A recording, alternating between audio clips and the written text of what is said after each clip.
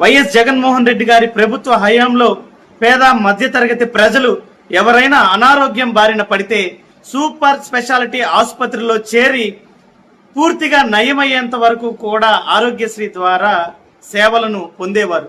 అంతేకాకుండా అనారోగ్యం నుంచి బయటపడి ఆరోగ్యవంతమైనటువంటి తరువాత ఆసుపత్రి నుంచి ఇంటికి వెళ్ళడానికి అయ్యే ఖర్చులతో సహా ఆరోగ్య ఆసరా కింద పేద మధ్యతరగతి ప్రజలకు ఇచ్చి వారిని సురక్షితంగా ఇంటికి చేర్చేటువంటి పరిస్థితి జగన్మోహన్ రెడ్డి గారి ప్రభుత్వ హయాంలో ఉండేది. మరి కూటమి ప్రభుత్వ పాలన నిరుపేద మధ్యతరగతి ప్రజలకు శాపంగా మారినటువంటి పరిస్థితి ఈ రోజు ఆంధ్ర రాష్ట్రంలో.